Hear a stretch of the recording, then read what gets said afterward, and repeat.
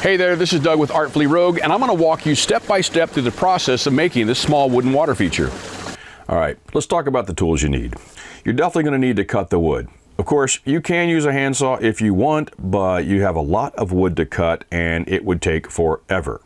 So I would suggest using either a jigsaw, a circular saw, a table saw, or in my case, I'll use the chop saw. You're also going to need a drill. Now you're going to need a drill bit for the pilot holes and a Phillips head bit for the screws.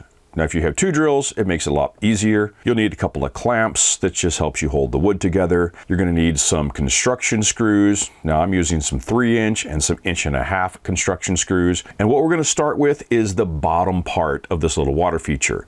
So you're going to make two sides which are identical, and then you're going to make the front. Now in order to get the dimensions that you'll need for your water feature, you want to get a storage tub and then measure that so that the tub fits within the box. So the first thing we're going to do is we're going to make the corners of this lower section. You want to cut 10 2x4s at 16.5 inches. You want to cut 3 1x6 by 24, and you want to cut 6 1x3 by 18. Take a couple of your 2x4s, making sure that you put the nicer side of the 2x4 down and then out.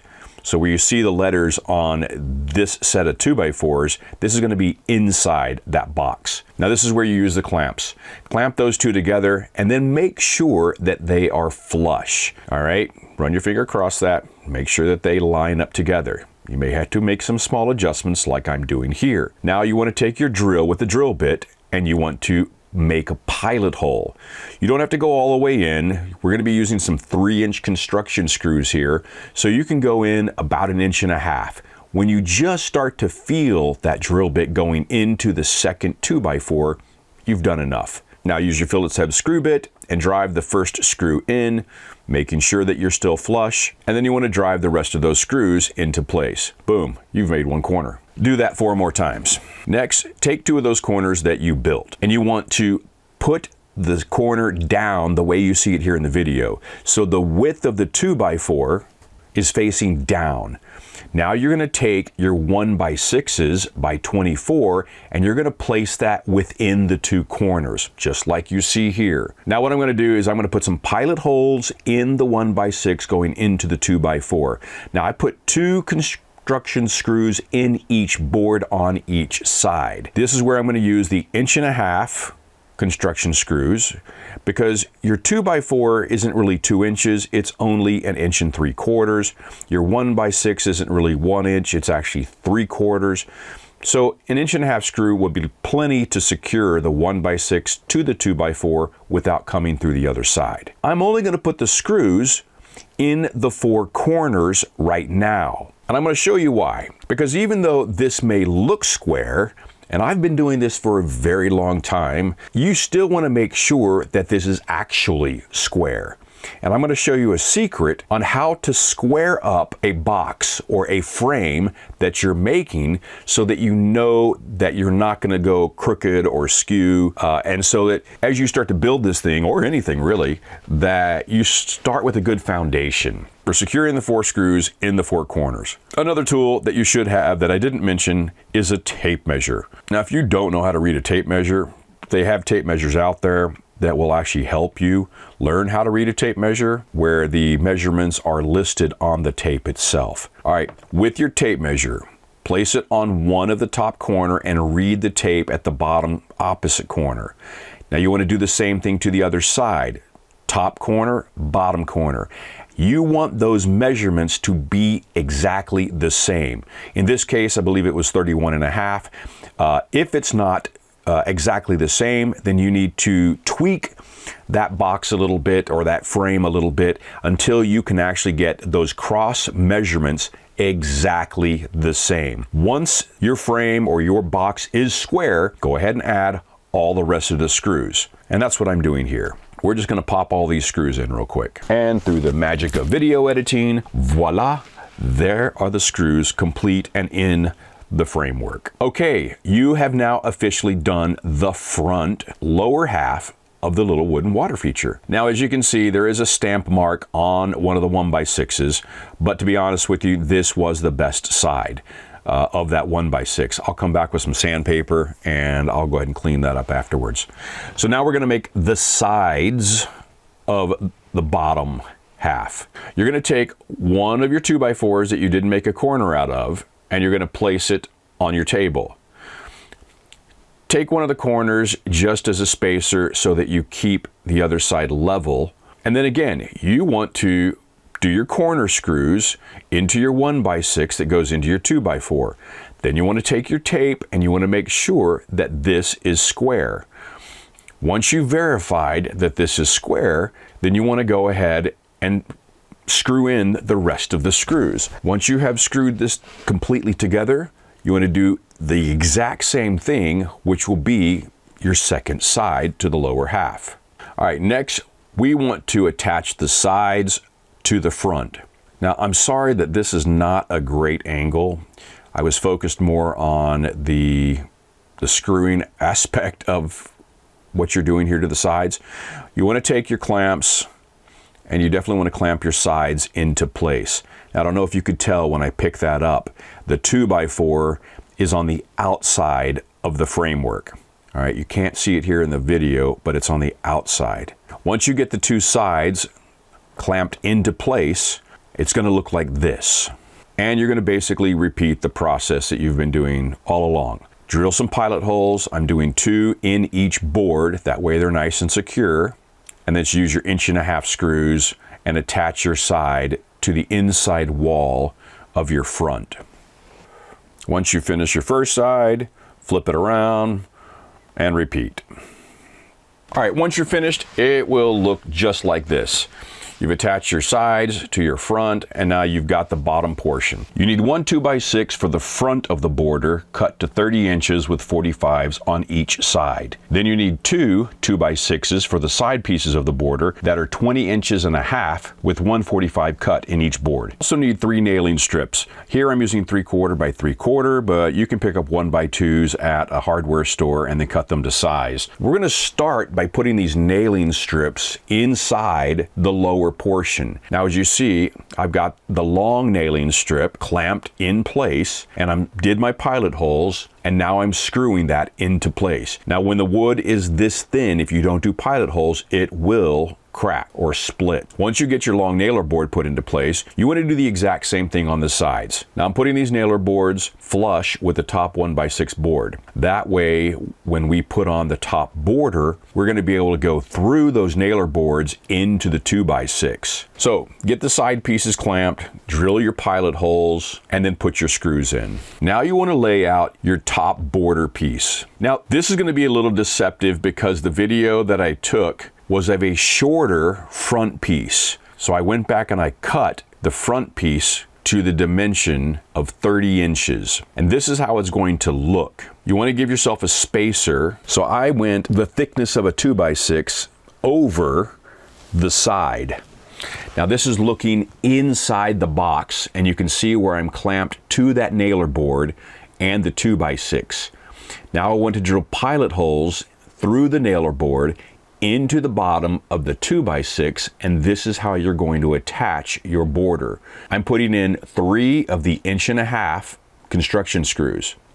Now, to give it some extra support on the outside of the box, underneath the 2x6, I'm going to drill an angled hole from the back 2x4 so that I'm going to screw in a 3-inch screw that will now secure the outside 2x4 to the top 2x6 border. Now you want to put your other border piece in there in the front, and you want to secure it the exact same way. Now you may have the same issue I have here, where your outside corners have a little bit of movement. So what you want to do is take your drill with the drill bit and just run it right through the side and into that border. Now I'm going to show you a little secret here. When you drill your screw in, drive it further into the wood. Now it's embedded into the wood, and we're going to come back and fill that later. When you're finished, it should look just like this. Now you have finished the lower section of the water feature. Great time to test that your storage bin fits in. Now mine's a little bit tight, but that's okay. Now we're going to start working on the top section.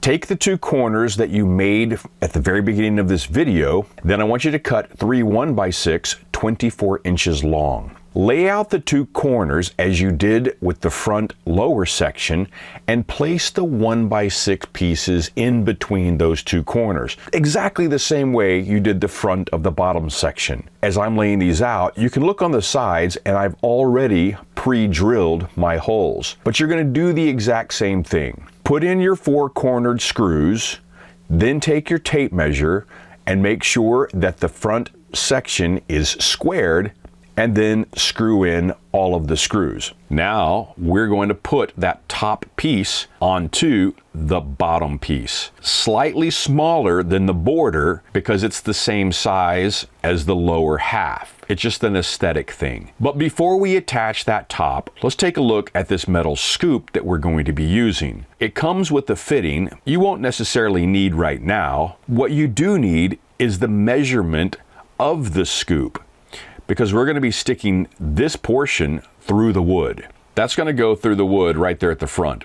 I only need to go that thickness, and it's going to go right there at that line. So let's go ahead and get this laid out so that we know where to start cutting. Now I'm finding center between my 2x4s, and I'm going to place my scoop so that it's center of that space. You can measure on both sides, you can do the math, find out where your center is.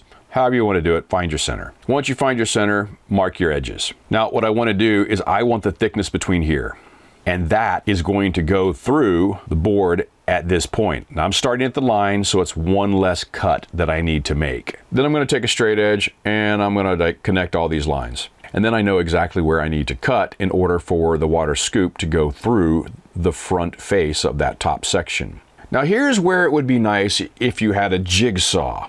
I can't do this cut on my chop saw. It'd be difficult to do it on a table saw, but if you can get a jigsaw, this is the time to use it. The other thing that you could do to make it a little bit easier is you could remove this board if you needed to, and you could use a handsaw. But again, I would recommend just using a jigsaw. It'll be a lot easier. So you may be asking yourself right now, well, how do you get a jigsaw into this section? It doesn't make sense. Like, either I have to take the board off so I can access the bottom, or what I need to do, and here's a little secret, you take a drill with a larger drill bit. Your drill bit needs to be the same width as your jigsaw blade, and simply drill in the corners inside the area that you want to cut. Once you have holes in the corners, then it's just a matter of placing the jigsaw blade inside the first hole, running along the line until you reach the second hole. Once you reach the second hole, you can actually make your turn and you can go down and do the short side of the line, and the piece drops right out. Another thing that's nice about your jigsaw is you can come back in and clean up the cuts. Once the cuts are cleaned up, now it's time to test the scoop inside the hole that you just cut. And it looks like it fits nicely.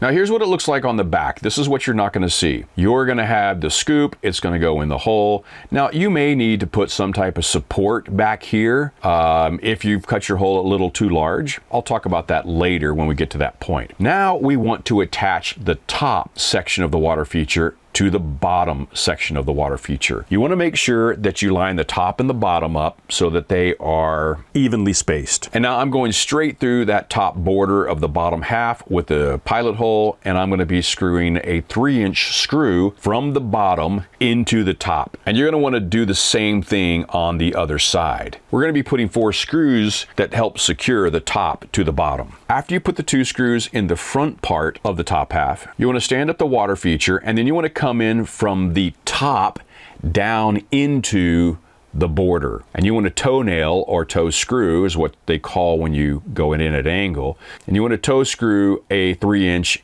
into that top section. And you want to do that on the opposite side as well, just like I'm doing here. Next, we're going to add the top border to the top section. This is a 2x6 that is 30 inches long.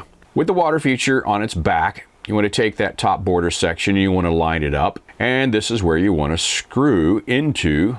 Now, I'm coming in from underneath so you don't see the screw holes in the top border trim. And I'm going to do this by toenailing into that top border through the side. And again, I'm going to be adding 4 screws into this in order to secure it. So I'm coming in the side And again, drive this one a little bit deeper so it buries itself in there. And again, I'm going to come back and show you how to fill those afterwards. And then you're going to do the same thing on the back. So you want to toenail a screw in from the back up into that 2x6. Now, once you've done that, we're going to move on to the plumbing. Take some Teflon tape, and then you want to wrap that Teflon tape around the threaded portion of what was provided for the scoop. Keep in mind, any of the parts that I've ordered through Amazon, I will go ahead and put a link to in the description so you can get those same exact parts. These work great. I love these things. I use them on many of my water features. You want to place the scoop into its slot there. This is the typical pump that I use. It's a 1375 GPH pump. I typically buy these on Amazon because I can get them relatively quick, and I use these in a lot of my faux stone water features, and they've been fairly reliable. Now, remember when I was talking about needing to secure your back scoop, I'm using a pipe tape, or pipe strap, should I say, and I am just securing this in from the back. Now, you can put in some blocks if you want to, but I found this is probably the easiest way to do this. Just cut a length of pipe strap if you had. I mean, you can use ribbon if you want, but realistically, you just want to hold that in place. Once that's secured inside, you can move on to the next step, which is attaching your plumbing. Now, I'm using a jacuzzi hose here, only because I had this laying around, but you'll need to find a hose that will fit over the barbed fittings from your scoop and then into your fountain pump. The diameter that you'll need, I believe, is 1 inch inside dimension of your tubing. But you're only going to need a short section, like 30 inches or so. You're also going to need some stainless hose clamps. The hose clamps will just secure the tubing to the barbed fittings on the scoop and on the pump. Now, as I mentioned, I'm going to show you a trick to fill those holes left by the screws. So you take some of the sawdust that you made when you cut all of the wood, and then take some wood glue, and you want to start mixing wood glue into that sawdust. Now, try to remove as many of the big pieces of sawdust that you can. You can run the sawdust between 2 sheets of sandpaper, and that will help actually make it finer. The more fine the dust is, the better it's going to be. And then you want to just keep kneading that almost like a dough until it becomes kind of like a dough consistency. So until it stops kind of sticking to your fingers, just keep kneading that with your fingers until it becomes like a little piece of, like, I don't know, like a little piece of sawdust gum or something. Once it's ready and it's a little squishy, but it's not too sticky, you want to take that and you want to put that into the hole that you left behind when you screwed into the wood. Push that in there as hard as you can. If you have a putty knife or, some type of hard straight edge, push it in there as much as you can until you just can't push any more in. After a few hours, and that's had a chance to dry, then you can take a sander. I'm just using a little handheld sander here, removing that stamp off the front. And once those areas that I have filled has an opportunity to dry, it really just kind of takes a few hours. And then you come back and you just sand that back out. And although you still can see them, like if you paint this, you won't be able to see it, obviously. But if you stain it, you may see, like a small filler space. But you'll see here in my last video, it's not something that stands out. You can also pick up a wood putty specifically for the wood that you're using. Here I'm using pine, so you can pick up a pine type wood putty, but you're still going to see where you have filled that hole. But overall, it covers the screw, and it's really not that bad of a deal. Here we are testing the water feature. With your pump connected and everything connected, you fill it with water, you turn it on, and once you know where that water is falling, you cut a hole in the top of your box, and then you've got a water feature. Okay, so as you can see, I went ahead and stained this. Now, this one's going to my mom, so I let her pick the colors. I did a barn like a barn red stain, so you can still see some of the wood grain, and then like an antique white, but it's also a stain, so you can still kind of see the wood grain through there. Obviously, you can paint this however you want to. This is something that you could make, you know, easily in a day, as long as you got the right tools and you just follow this video along. But hey, thanks for taking the time to watch this video. It is greatly appreciated, and if you haven't already subscribed, please do so. And let me know how you would improve this. What would you do differently? I'll see you in the next video.